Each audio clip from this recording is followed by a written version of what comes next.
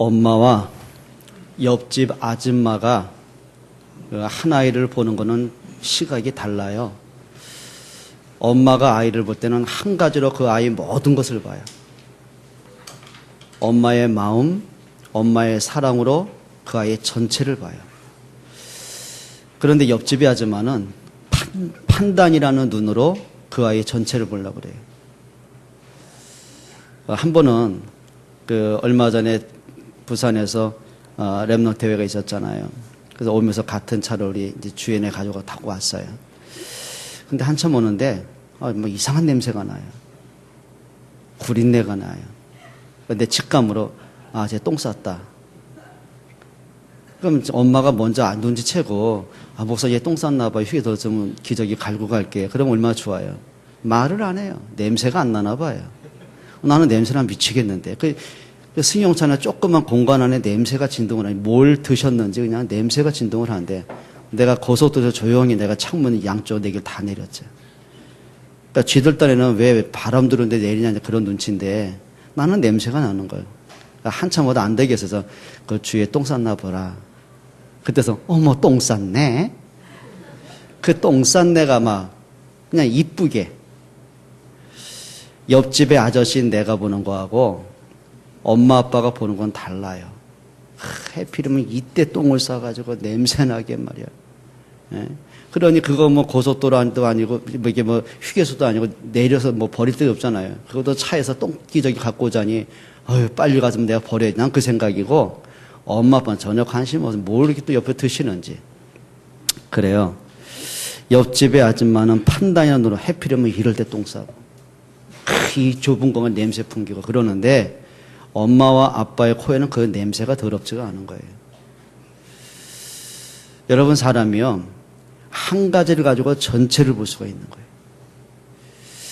바울이요 율법이라는 눈과 종교라는 기준을 가지고 예수님을 바라봤어요. 살려둬서는 안 될 악한 사람이었어요.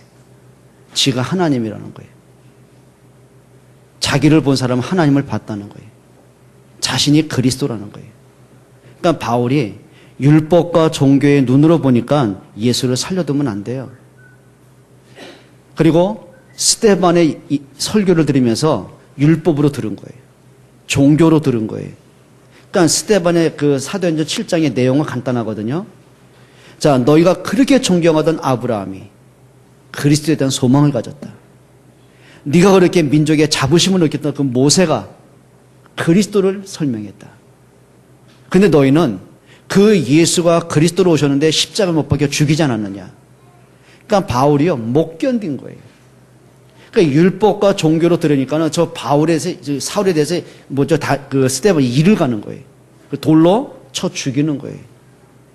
자, 또 바울이 이 율법과 종교로 교회를 보는 거예요. 그러니까 이 교회가 자기들이 십자가를 못 박혀 죽인 그 예수를 부활했다고 설교하는 거예요. 전도하는 거예요. 그분이 그리스도라고 하는 거예요. 그러니까 그러면 바울의 입장에서는 저 예수쟁이들은 가만두면 안 되잖아요. 아예 법적인 공문을 받아가지고는 예수 믿는 사람 대대적으로 죽이기 시작하는 거예요. 자, 그리고 다메섹에 올라가다가 부활하신 예수를 만납니다. 그럼 그때부터 바울의 기준이 바뀐 거잖아요. 종교와 율법으로 보는 게 아니에요. 그리스도로 이제 성경을 보는 거예요. 그러니까 지가 지금까지 알고 있는 게 오해가 된 거예요. 예수 그리스도 성경을 보니까 창세기부터 요한계시록까지 그리스도가 누군가를 얘기하고 있는 거예요. 자, 그리스도는 이제 율법을 봤어요. 율법으로 예수님을 볼 때는 판단하고 정죄하고 죽였어야 되는데 그리스도로 율법을 보고 나니까 율법의 완성이 그리스도였던 거예요. 자, 옛날에는 안식일에 대해서 막 지키고 철저히 지켰고 안식일을 어긴 사람은 사형에 이게 선고했는데 이제 바울이 그리스도로 안식을 보는 거예요. 그러고 보니까 날짜를 지켜서 안식이 오는 게 아니었어요. 그리스도가 참 평안이었어요. 예수님이 안식일의 주인임을 알게 된 거예요. 그때부터 바울이 그렇게 핍박했던 예수를 전하기 시작하는 거예요. 자, 그때부터 어느 정도 바뀌냐면은 사도행전 16장에 보면은 바울이 귀신 들린 여자를 고치고서 그 일 때문에 감옥에 갇히게 되잖아요. 잘못한 게 없어요. 아니, 한 여자의 인생을 바꿨는데, 운명을 바꿨는데, 귀신이 꺾이고 그 사람이 생명을 얻었는데, 이거는 표창감이지, 이게 감옥에 갈 일이 아니잖아요. 근데 이유가 뭐냐면은, 귀신 들린 여자를 이용해서 돈벌이 하던 사람도 있었단 말이에요. 이 사람 귀신이 나가니까 점을 못 치잖아요. 그러니까 돈줄이 끊기잖아요. 그러니까 이 사람을 억울하게 누명을 씌워서 감옥에 가둔 거예요. 그것도 그냥 감옥이 아니라 철저히 막 때리고 그다음에 쇠사슬에 묶고 완전히 지하 감옥에 가둔 거예요. 자, 그러면 바울 입장에서 억울하잖아요. 이렇게 볼 수 있잖아요. 내가 무슨 죄를 졌어요? 아니, 하나님이 계시다면 그렇게 전도하려고 애를 쓰는 나를 왜 이렇게 감옥에 보내? 왜 저 사람들 하나님 막지를 못해? 하나님 부정할 수 있잖아요. 근데 바울이 한 가지 생각한 거예요. 옛날 같으면 자기 감정으로 자기 기준으로 모든 걸 볼 텐데, 복음과 전도라는 눈으로 보기 시작하는 거예요. 하나님이 나를 왜 이곳에 보내셨지? 이 감옥 속에 하나님의 계획은 뭐지? 그런데 두 가지가 보여진 거예요. 그 감옥은 종신형을 받았단 말이에요. 그렇죠? 살아있는 상태에서 사형을 받아서 나가든지 아니면 죽어야만 감옥에서 나오는 사람들이 수많은 무리들이 있는 거예요. 그러면 그 감옥 속에는 누군가가 복음이 필요하잖아요. 그 감옥에는 분명히 구원 받아야 될 사람이 있잖아요. 또 그 속에 하나님의 ven 제자가 있잖아요. 그게 간수였어요. 자, 바울이 감옥에 들어왔을 때 조롱을 하고 채찍을 때리고 그래요, 욕을 하고 감옥에서 괴롭혔던 사람이 간수 아닙니까? 그런데 하나님이 그 밤에 바울에게 기적이 나타나는 거예요.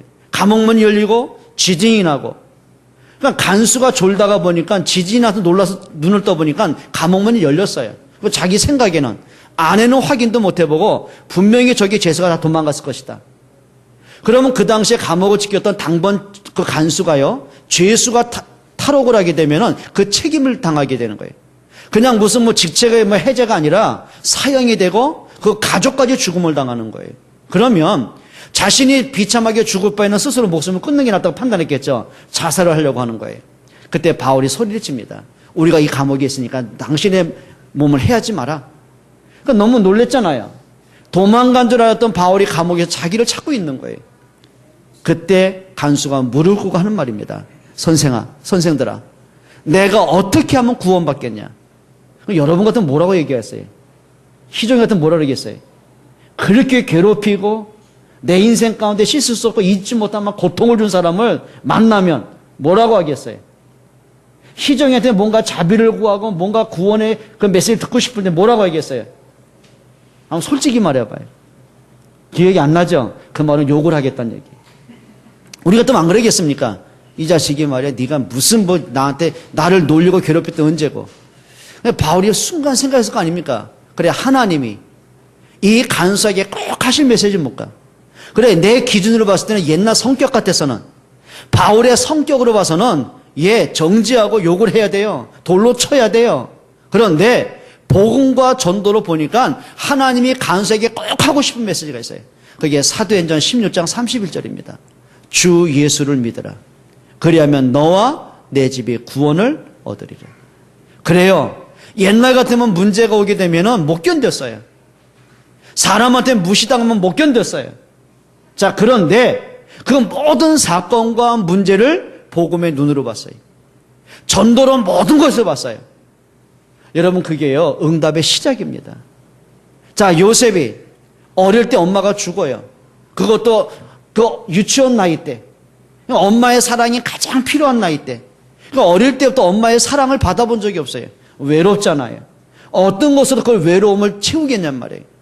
자, 거기다가 가정이 굉장히 혼란스러워요. 엄마가 넷이었다니까요. 한 집에 살았어요. 그 당시에는 일부 다처제 아닙니까? 자, 그런데 문제는 가족 간에 그 속에서 화목이 있으면 괜찮아요. 엄마 4명이 암투를 벌이는 거예요. 남편 하나 찾아서 서로 싸우는 거예요. 배다른 형제가 10명이 있어요. 그 배다른 형제 10명이 요셉 한 명을 괴롭히는 거예요. 죽이려고 구덩이에 놓다가 살아있으니까 또 끄집어내가지고 노예상인한테 팔아먹은 거예요. 그것도 돈 받고 노예에서 팔아버린 거예요. 아니, 아무리 미워도 그렇죠. 그래서 자기 가족 아닙니까? 그러니까 요셉은 가족부터 버림을 받고 가족 때문에 17살부터 30살까지 13년이라는 황금기 나이를 노예로서 무너지고 산 거예요. 얼마나 절박하겠습니까? 그러면 그 상처가 지워지겠냔 말이에요. 그 마음의 분노가 해결되겠냔 말이에요. 그 삶의 소망은 생기겠냔 말이에요. 좌절 아닙니까? 근데 그 속에서 본 게 있어요.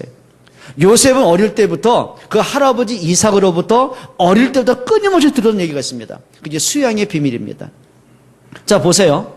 이삭이 하나님 앞에 자기 아버지 아브라함이 자기를 제물로 바치려고 했대. 하나님의 이삭 대신에 수양을 대신 제물로 바치게 하시잖아요. 그러면 이삭이 죽어야 될 그 자리에 양이 죽어가는 모습을 보면서 메시지가 온 거예요. 그래, 죄는 내가 졌는데 하나님이 그리스도를 보내셔서 나를 대신에 십자가에 대신 죽게 하시겠구나. 이게 복음이구나. 그러니까 이삭은 그냥 아멘하고 끝난 게 아니라 자기가 죽어야 될 그 진짜 절박한 순간에 자기를 대신 죽어가는 양을 보면서 메시지가 담긴 거예요. 그러니까 이삭은 평생 잊을 수 없겠죠. 그 자기 손주들에게 그걸 전달하는 거예요. 근데 웬일입니까? 다른 10명의 손주들은 관심 바뀌었어요. 복음이 뭔지, 뭐 하나님의 말씀이 뭔지 관심 바뀌었어요. 자기 기분대로, 감정대로, 자기 수준대로 살아가는 수준이었어요. 근데 어린 요셉의 마음속에 그게 각인된 거예요. 수양의 언약, 그리스도의 언약, 복음의 능력이 가슴에 각인된 거예요. 그걸 믿음이라고 하는 거예요. 자, 그런데 창세기 37장에 하나님이 요셉에게 말씀을 하십니다. 해와 달과 11별이 절하는 언약을 주신 거예요. 그게 비전이었어요. 자, 그럼 보세요. 하나님의 약속은 분명히 요셉을 통해 세계 복음을 하겠다는 거예요. 그 축복 아닙니까? 근데 요셉의 현실은 축복은커녕 문제인데요. 계속 집안에 문제 터지고 사건 터지고 노예로 팔려가고 감옥에 가고. 그럼 보세요. 말씀을 들을 때는 아멘 돼요. 은혜 돼요. 그래, 믿음 가져야죠. 확신은 있어요. 근데 현실에 딱 부딪히고 나면 어때요? 문제만 터지면 어떻게 되겠어요? 불신앙할 수 있잖아요. 그때 요셉이요, 말씀하고 현실의 문제가 틀렸대요. 내 기준으로 봤을 때 이게 축복이 아니잖아요. 문제인데 노예가 무슨 응답이겠어요? 한 가지 기준이었습니다. 하나님의 말씀하고 노예라는 문제가 어떤 관계가 있을까?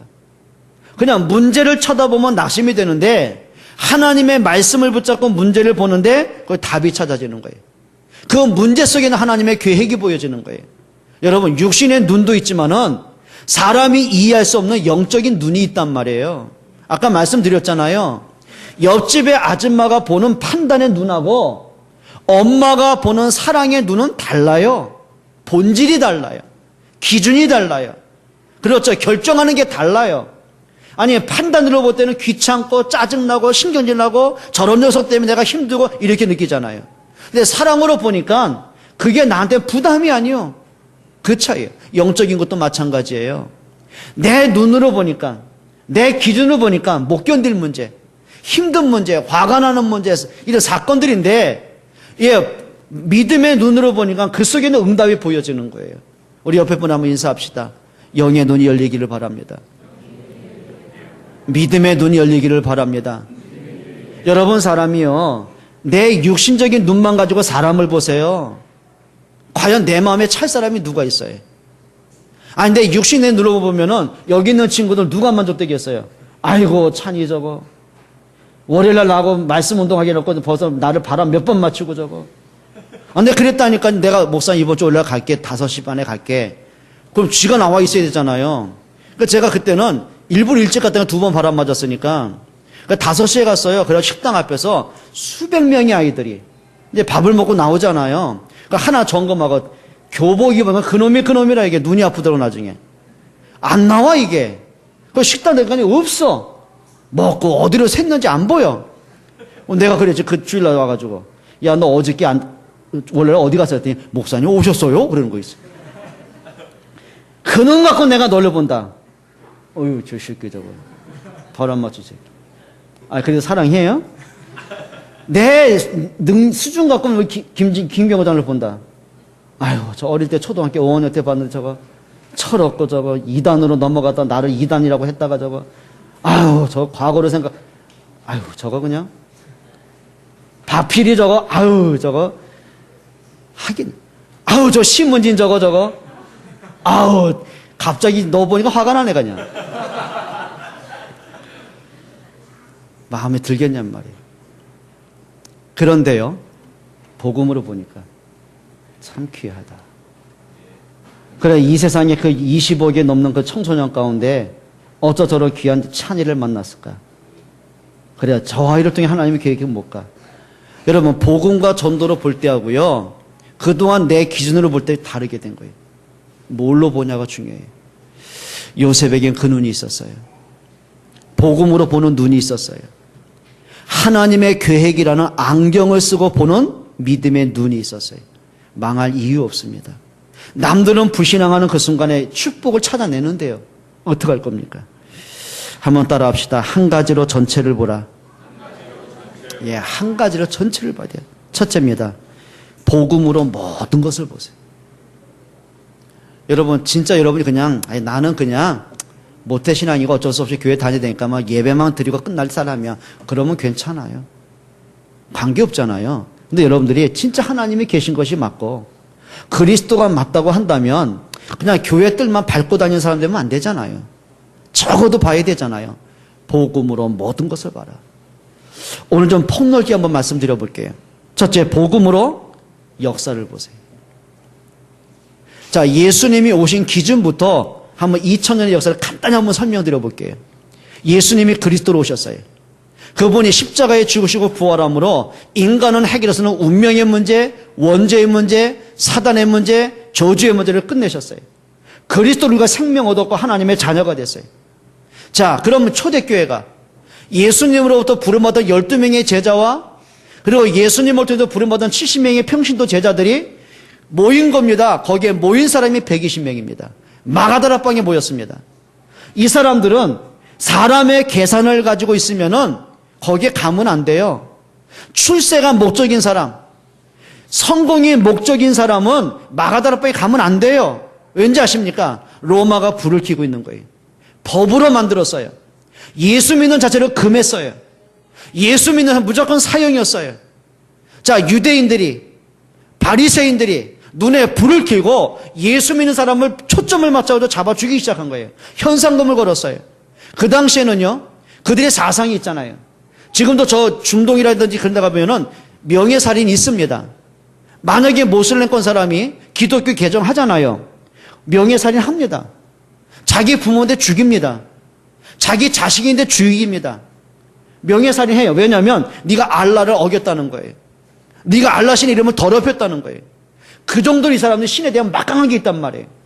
자, 그럼 여기 유대인도 마찬가지거든요. 출교했어요. 내 자식이라도 예수 믿다 들키면 출교했어요. 그러니까 출교라는 것은 격리시킨다는 말이 아닙니다. 매장을 시키는 거예요. 사람으로 인정을 안 하는 거예요.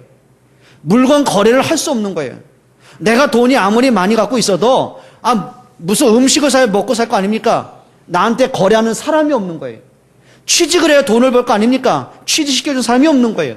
길 가다가 누군가에서 돌에 맞아 죽으면 법적인 보호금, 그게 출교입니다. 그래도 예수 믿다 들키면 감옥이고 사형입니다. 그러면 적어도 계산 빠른 사람은 마가다라방에 못 모여요. 그런데 예수가 그리스도는 언약을 붙잡고 전도와 선교 때문에 모였어요. 그게 시작이었어요. 그 자리에 지상 최고의 연다 성령 충만이 임했어요. 거기서 이제 예루살렘, 유대와 사마리아와 땅끝 로마가 복음화되기 시작하는 거예요. 자, 그러면 그렇게 기독교를 핍박했던 로마가 콘스탄틴 대제로부터 AD 313년에 기독교가 로마의 국교가 됩니다. 그럼 그 뒤로 이제 핍박이 없잖아요. 오히려 예수 믿는 사람이 이제 득세를 하기 시작한 거예요. 핍박을 가했던 사람이 이제 핍박을 당하기 시작하는 거예요. 복음이 변질되기 시작한 거예요. 자, 그리고는 교황이 황제를 임명할 만큼 정치를 간섭하기 시작하는 거예요. 그게 천주교의 시작이 되는 거예요. 자, 세월이 지나갑니다. 복음이 변질됐습니다. 예수가 그리스도라는 명목을 단어는 갖고 있는데 그리스도라는 이름이 내 가슴에 없어지기 시작하는 거예요. 하나의 종교가 된 거예요. 뭐 하기 시작합니까? 이제 교회 법이 바뀌기 시작한 거예요. 자, 성경에는 틀린 것이 있다. 그게 성경 유호설입니다. 근데 교황의 말은 틀린 게 없어. 그게 법이요. 그게 교황 무호설입니다. 맞습니까? 자, 평신도는 성경을 읽을 자격이 없어요. 사제들만이 성경을 읽어요. 그게 라틴어 성경입니다. 인간이 어떻게 자기 죄를 하나님께 직접 고하겠냐? 고해성사를 해라. 그리스도의 십자가 사건을 완전히 부정시켜버린 거예요. 죄송합니다. 어느 종교를 얘기하는 게 아니에요. 복음의 변질사를 지금 얘기하고 있는 거예요. 심지어는 어디까지 간지 아십니까? 베드로스 대성당을 지려고 보니까 돈이 부족한 거예요. 그래서 면죄부를 팔기 시작한 거예요. 너희가 헌금을 내면 돈을 내는 것만큼 죄는 사함받고 지옥에 있는 사람이 연옥으로 오고 돈을 더 내면 연옥에서 천국으로 간다. 이제 성경과 전혀 반대된 얘기 시작하는 거예요. 그게 오늘날의 문제가 된 거예요. 자, 그 속에서 아니다. 사람의 고행과 노력으로 구원받는 게 아니다. 오직 의인은 믿음으로 산다. 그걸 들고 나온 사람이 마틴 루터입니다. 종교 개혁의 바람이 분 거예요. 이름 없는 수도사 한 명을 통해서 아니다. 성경은 하나님의 말씀이고 이 성경은 우리 모든 성도에 계신 사랑의 메시지다. 모두가 읽어야 돼. 성경을 번역하기 시작한 거예요. 때마침 역사 속에 루터가 성경을 번역하는 그때에 인쇄술이 발달된 거예요. 전 세계로 성경이 번역된 거예요. 아니다. 사제만이 우리를 죄사하는 건 틀린 것이다. 만인 제사장설. 모든 사람은 그리스도의 십자가의 능력을 믿고 죄사함 받을 자격이 있다. 아멘. 안 되죠.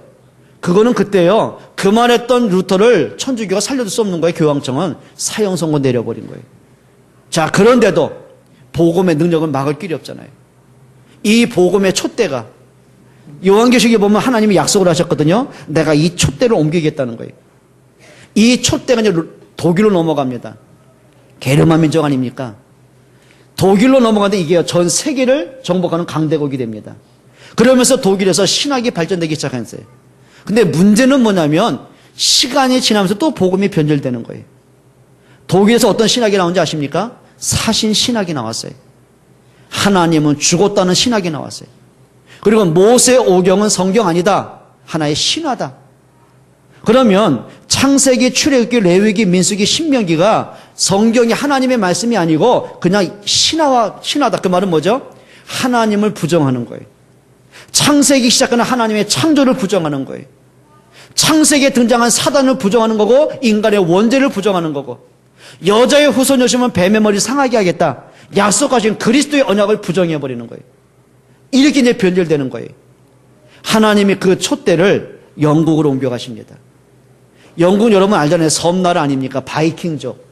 섬나라, 해적의 나라입니다. 복음이 들어가니까 해적의 나라가 신사의 나라로 바뀌어가요. 섬나라 작은 섬족이 해가 지지 않는 대영 제국 세계로 정복하게 됩니다. 또 시간제로 또 복음이 변질돼요. 존 메리 영화를 통해서 특별히 만약 교회를 막 핍박하기 시작하는 거예요. 영국 성경의 득색을 해요. 그리고 복음을 가진 사람을 핍박하기 시작하는 거예요. 얼만큼 핍박하냐면 성도들이 예배를 못 드릴 만큼. 그래서 믿음의 결단한 103명이 결심을 합니다. 우리 신앙의 자유를 찾아가자. 우리 성경대로 믿자. 그리고 103명이 메이플라워 5월에 꽃이라는 배를 타고 항일하기 시작하는 거예요. 쉽게 말하면 표류하는 거예요. 목적지도 없어요. 배 안에서 50명 가까이가 말라 이러면 한 죽음을 당합니다. 남은 생존자가 미국 신대륙을 발견하잖아요. 미국 땅을 딱 밟은 그 순간 제일 먼저 한 게 뭔지 아십니까? 제일 먼저 한 게요. 막 개간을 합니다. 막 돌을 긁어내고 땅을 만들어가지고 농사를 져요. 첫 번째 농사의 수익을 가지고 뭐 한지 아세요? 교회를 졌어요. 우리 하나님께 예배하자는 거예요. 두 번째 수확을 거둬서는 학교를 지었어요. 우리 후대 가르치자. 그리고 세 번째 수확을 하고 수입을 가지고 자기 집을 졌어요. 그리고 나서는요, 미국이 전 세계로 선교사를 파송하는 거예요. 지금도 역사 속에요. 지금까지 선교사를 제일 많이 파송하는 미국인 거 아십니까? 미국이요, 200년도 안 돼 짧은 역사 가운데 초대형 국가가 돼요. 초강대국. 어느 나라도 감히 흉내낼 수 없는 최고의 나라로 바뀌어갔어요. 자, 그런데요, 1960년대에 존 F 케네디가 대통령이 당선이 됩니다. 이 사람이 프리메이슨입니다. 이 사람이 천주교 신자입니다. 이 사람이 대통령이 되어서 제일 먼저 한 게 뭔지 아십니까? 법을 바꾼 거예요. 모든 초등학교, 중고등학교, 공립학교에서 성경 공부 시간을 폐지한다. 모든 학교에서 기도하는 시간을 폐지하고 예배 촛불을 없애버린다. 그게 법이었어요. 여러분 어떻게 들으십니까? 1960년대 한번 기록을 한번 연구 한번 해보세요. 여러분 미국에서 히피족이 언제 발달된지 아십니까? 그때입니다. 아이들이요 복음을 못 듣기 시작하는 거예요. 예배권 밖으로 나가기 시작하는 거예요. 그러니까 사단이 가만두겠습니까? 히피족 그게 뭐냐면 반항하는 세대입니다. 그때 락 음악, 헤비메탈 음악이 그때 막 발전되기 시작해요. 그리고 미국 사회 속에서 청교도가 세운 나라 아닙니까? 믿음으로 세운 나라 아닙니까? 그것 때문에 하나님이 축복하지 않았습니까? 그런데 1960년대 이후에 복음이 사라지기 시작한 거예요. 그래서 그 나라에 마약 문화, 청소년 범죄가 급증을 합니다. 그게 어떤 이렇게 서서히 발전된 게 아니라 급증을 하기 시작해요. 그러면 1960년대에 복음 못 듣고 자란 그 세대들, 그때 중학생, 고등학교, 대학생들 지금 60대 나이, 50대 나이가 됐잖아요. 미국의 주류가 된 거예요. 정치, 경제, 문화, 종교의 주류가 된 거예요. 미국 땅에 복음이 있습니까? 없는 거예요. 자, 하나님이 그 촛대를 한국으로 보내셨어요. 여러분, 우리나라의 복음이 어떻게 시작된지 아세요? 영국의 토마스라는 청년이 있습니다. 이 사람이 복음에 불이 붙었어요. 전도에 열정이 붙었어요. 그래서 예배 시간 이 사람이 헌신한 거예요. 내가 선교사를 가겠습니까? 가겠습니다. 그럼 어디로 갈까? 그 당시에 조선이 무슨 지도에나 세계지도 나와 있습니까? 동방의 끝나라, 작은 나라. 동인 서인만 써서 싸우는 나라, 조그만 나라 누가 알겠습니까? 근데 이 친구가 어느 분을 통해서 그때 상선은 다녔을 거 아닙니까? 그때요, 이 토마스가 조선의 나라를 듣게 된 거예요. 미개한 나라. 그때 이 사람이 헌신하게 됩니다. 그런 토마스가 와서 무슨 복음 전할 시간도 없었어요. 이 사람이 배를 타고 평양 대동강변에 옵니다. 그때요, 대원군이 쇄국전쟁을 쓰잖아요. 그때 외국 문화를 절대 거부했어요. 그때 배가 들어온 걸 보고 포를 가해서 그걸 침몰시킵니다. 그러니까 배가 침몰되면서 가라앉으니까 토마스 선교사가 헤엄을 쳐가지고 대동강 모래산이 올라와요. 올라와서 막바로 뭐 하는지 아십니까? 망나니에 의해서 목이 따라 죽습니다. 순교자의 피가 대동강변에 흩어진 거예요. 여러분, 이 나라의 복음운동은 순교자의 피로 시작이 됐어요. 그래서 그 토마스가 마지막 죽어가면서 자기 조그만 가방을 자기를 죽이는 망나니한테 부탁을 해요. 근데 망나니가 자기가 죽인 사람 아닙니까? 그 사람이 마지막 유품이잖아요. 버리질 못하는 거예요.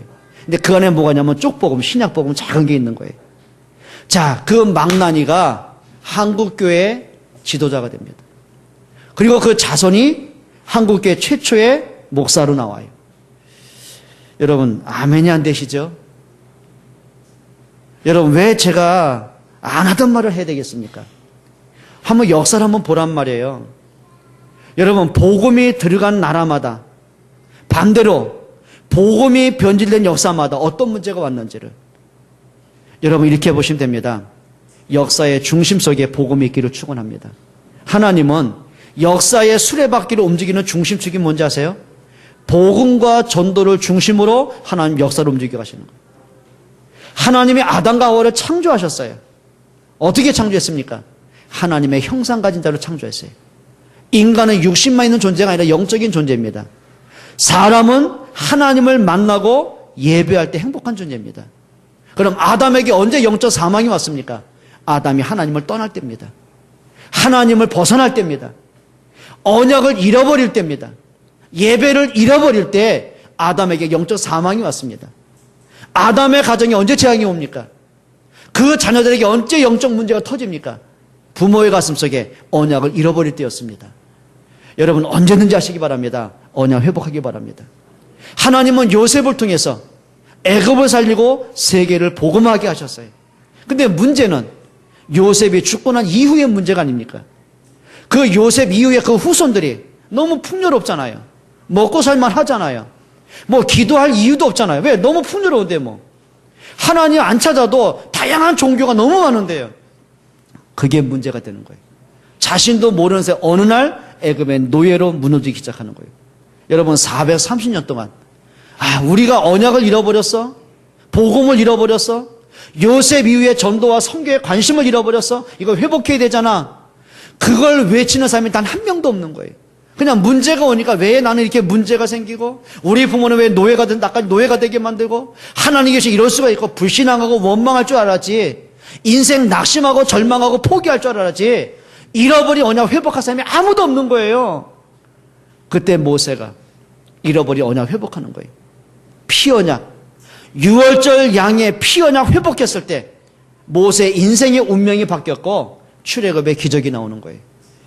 여러분, 뭘 얘기하는 거죠? 복음으로 모든 것을 봐라. 모세가요, 자기 민족 430년간 노예된 것을 복음으로 봤어요. 복음 회복하는 거 외에는 답이 없다. 여러분, 불신앙하는 사람이 들을 때는 웃기는 소리 하지 마라. 아니, 애굽에서 우리가 해방을 받으려면 힘을 키워야지. 맞는 얘기입니다. 그런데 보세요. 지금 현재의 문제가 과학이 발달 안 돼서 문제가 옵니까? 부모가 못 배워서 가정에 재앙이 옵니까? 부모가 사랑을 주지 않아가지고 자녀가 방황을 합니까? 내가 돈이 없어가지고 재앙이 막 터집니까? 아니잖아요. 너무 열받다가 얘까지 열받네요. 아멘을 해야 내가 열을 안 받잖아요. 여러분, 이 시대의 문제가 뭐라고 생각하십니까? 그래. 언제까지 우리가 복음을 갖고 있으면서도 그냥 대충 복음하시렵니까? 한 가지로 모든 것을 한번 보세요.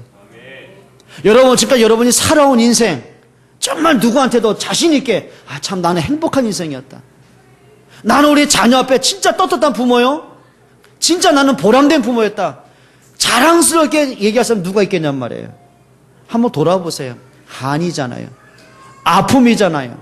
상처잖아요. 뭔가 이 현실을 벗어나고 싶었던 반항이었잖아요. 여러분, 과거를 여러분 복음으로 보셔야 됩니다.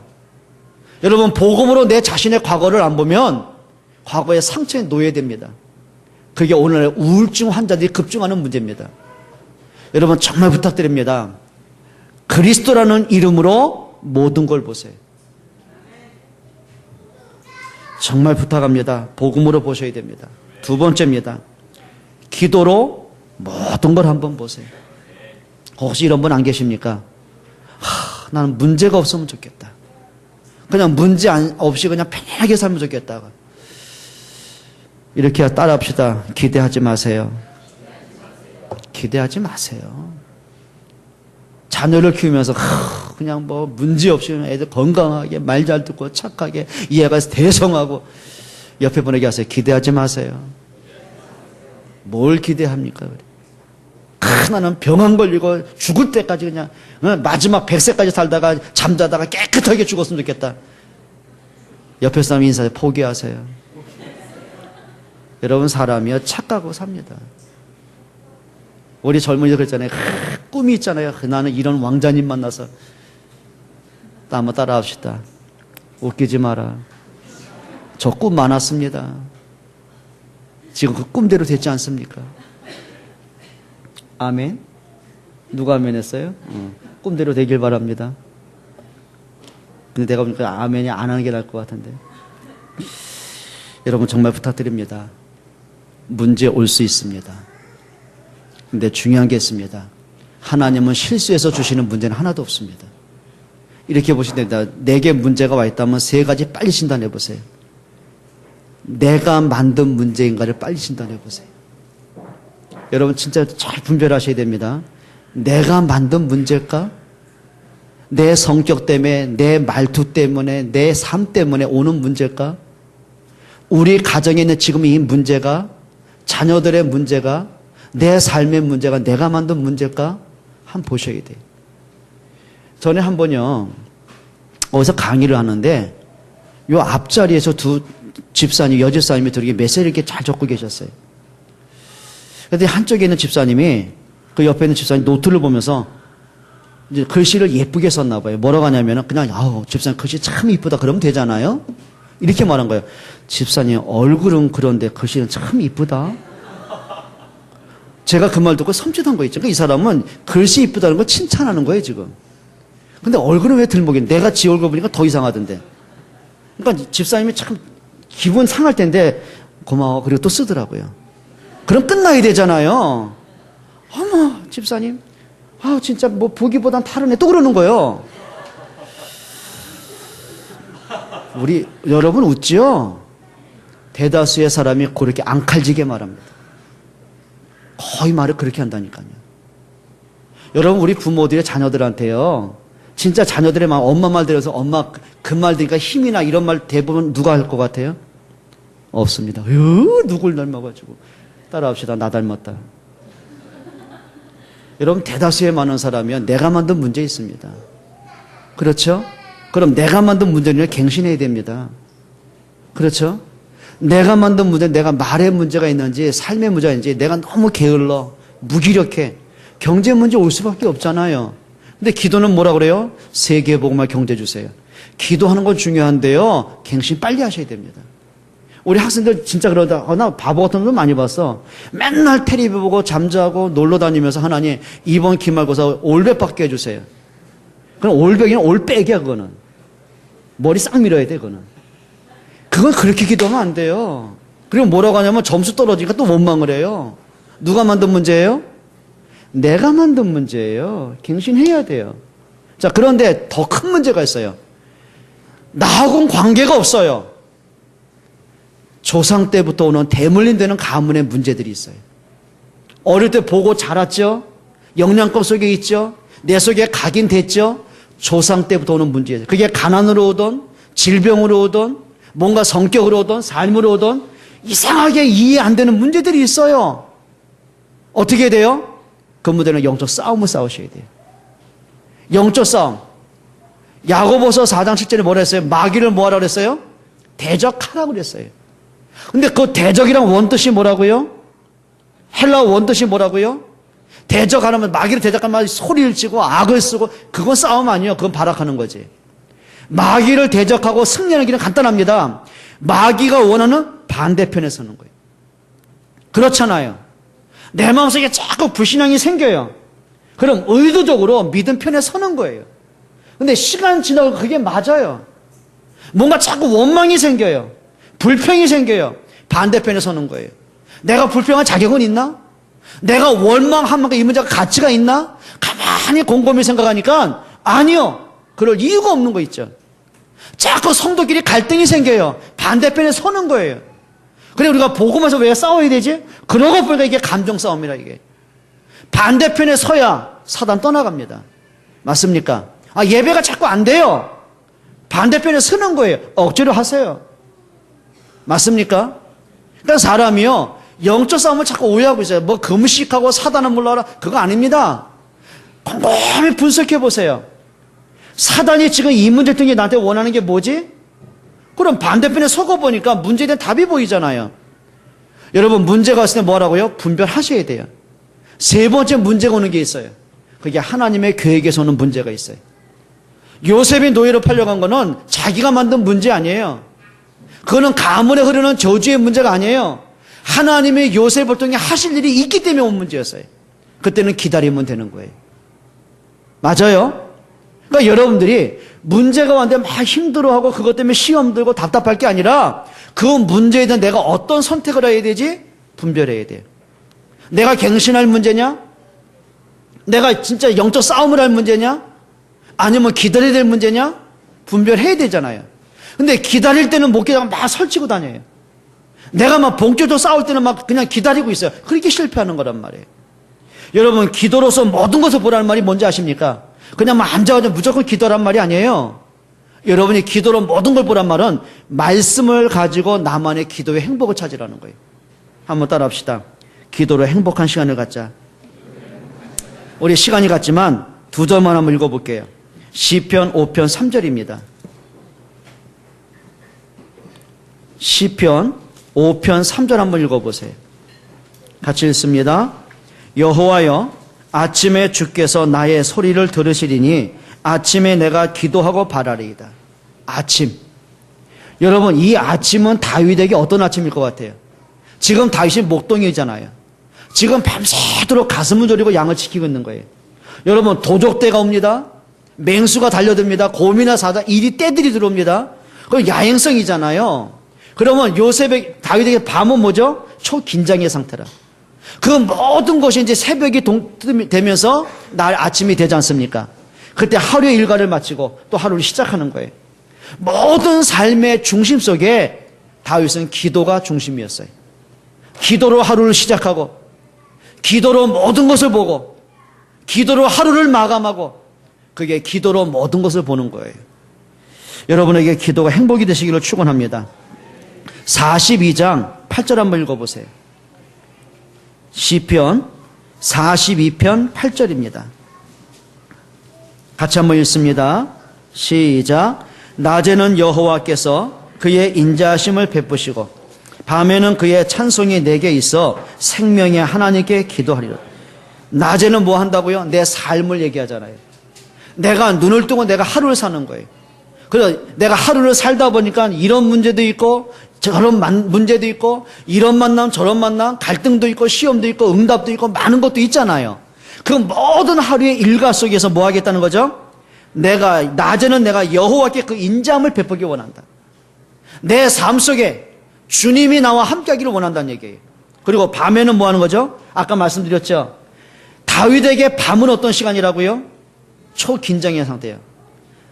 잠깐 한눈을 파면 어디서 맹수가 들어올지, 언제 어디서 도적대 모르는 거예요. 그럼 도적이 오고 맹수가 오면은 봐주겠어요? 무참히 죽이는 거 아닙니까? 양을 다 모살하는 거 아닙니까? 그러면 그 위기의 순간이에요. 남들이 볼 땐 긴장하는 시간이에요. 근데 그 속에서 다윗이 선택하겠습니다. 기도의 힘을 선택합니다. 이렇게 하면 밤에는 그의 찬송이 내게 있어 내가 생명의 하나님께 기도할 것이다. 여러분 삶 속에 좀 기도 회복되시기를 축원합니다. 사도행전 1장 8절에 예수님이 직접 약속하셨어요. 내 힘이 아니에요. 하나님이 주시는 힘을 얻어라. 오직 성령이 너희에게 임하시면 권능을 받고. 여러분 기도를 통해서요 하나님 주시는 힘을 얻기를 좀 축원합니다. 한번 따라합시다. 기도로 문제를 축복으로 바꾸자.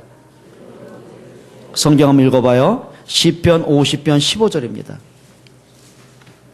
시편 50편 15절입니다. 같이 읽습니다. 환난 날에 나를 부르라. 내가 너를 건지리니 내가 나를 영화롭게 하리라. 여러분 다윗은 많은 환난 당합니다. 골리앗과의 싸움이 있지요. 사울에게 쫓기는 위기 있죠. 친아들 압살롬이 반역을 하죠. 도망치는 어려움을 당하죠. 수많은 원수들이 대항을 하죠. 눈꽃 뜰 새가 없는 거예요. 그때 하나님이 다윗에게 준 메시지입니다. 환난 날에 날 불러라.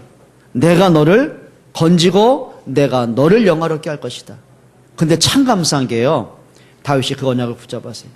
힘드니까 기도해야 되겠다. 그게 아니에요. 기도 속에서 모든 문제를 축복으로 바꿔가는 거예요. 시간이 지나가고 보니까 그게 응답하는 게 없는 거 있죠.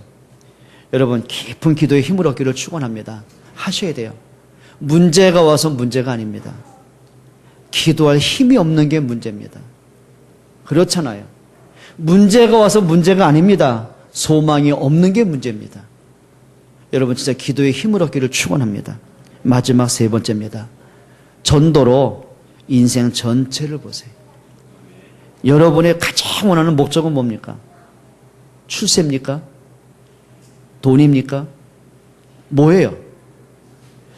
그것도 필요한 겁니다. 그런 목표 가지셔야 됩니다. 그런데 내가 돈을 벌면, 내가 성공을 하면 무엇 때문에 내가 성공을 해야 되냔 말이에요. 반대로 이렇게 보시면 돼요. 하나님이 여러분을 축복한다면 왜 축복하셔야 되냔 말이에요. 더 가깝게 말씀드리죠. 하나님이 요셉을 축복한 이유는 하나밖에 없습니다. 하나님이 다윗을 왕으로 기름 부으신 이유는 하나밖에 없습니다. 전도 때문입니다. 그런데요, 요셉이 그걸 봤다는 거예요. 총리가 되고 보니까, 성공을 하면 할수록 보니까 한 가지 분명하게 했습니다. 하나님이 나를 생명을 구원하시려고 나를 이 자리에 서게 하셨구나. 하나님이 천하 만민을 구원하시려고 나를 이 자리에 서게 하셨구나. 그게 뭐예요? 하나님의 소원과 나의 소원이 맞아진 거예요. 그게 응답이죠. 한번 질문 한번 해보세요. 여러분 스스로가. 정말 하나님의 이유와 나의 이유가 맞는가? 한번 보셔야 돼요. 하다 못해요. 여러분이 회사를 다니시잖아요. 그럼 회사의 방침이 있잖아요. 오너가 요구하는 게 있잖아요. 추구하는 게 있잖아요. 그러면 오너가 추구하는 거고 내가 추구하는 게 맞아야 돼요. 안 맞으면 어떻게 돼요? 감원되는 거예요. 어쩔 수 없잖아요. 회사에 필요 없는 사람인데요. 육신적인 것도 그렇다고 한다면은, 그래, 내게 생명을 주신 하나님, 내가 태어나는 시간부터 죽음의 시간표를 가지신 그 하나님 앞에, 내 인생의 생사 화복을 주관하신 그 하나님 앞에, 성공의 축복을 가진 그 하나님 앞에, 하나님의 이유와 내 이유가 맞아야 되잖아요. 하나님의 이유는 하나밖에 없어요. 복음과 전도밖에 없어요. 그걸 작게 한번 말씀드려 볼게요. 부모의 입장에서는 자녀를 키울 때 하나님의 이유와 엄마 아빠의 이유가 맞아야 돼요. 내 아이 이전에 하나님이 이 아이에게 뭘 원하시지? 깨달으셔야 돼요. 그게 자녀 교육입니다. 맞습니까? 학생들이 공부하면서 깨달아야 돼요. 내가 공부할 이유가 뭔가를 한번 찾아보셔야 돼요. 단순하게 점수 때문에요? 취직하기 위해서요? 아니요. 내가 공부할 이유가 뭔가를 한번 찾아보셔야 돼요. 하나님 내 사업에 축복하세요. 그 기도 이전에 정말 내가 이 사업을 하는 이유가 하나님의 이유와 맞는가? 찾아보셔야 돼요. 그게 응답받는 사람이에요. 여러분에게 진짜 하나님의 이유와 맞는 은혜가 있기를 축원합니다. 여러분이 하는 일, 모든 만남 속에서 한번 전도로 보세요. 진짜 복음이 필요한 사람. 복음 아니면 안 될 사람 있잖아요. 그래서 복음이 필요한 거구나. 그게 전도와 선교에 대한 방향 맞춘 사람이겠죠. 우리 옆에 분과 인사하고 마치겠습니다. 복음으로 봅시다. 기도로 봅시다. 전도로 모든 것을 봅시다. 진짜 그리 되시기를 바랍니다. 기도하겠습니다. 하나님께 감사를 드립니다. 예수가 그리스도라는 그 사실 하나만으로도 인생의 완벽한 답을 찾기를 원합니다.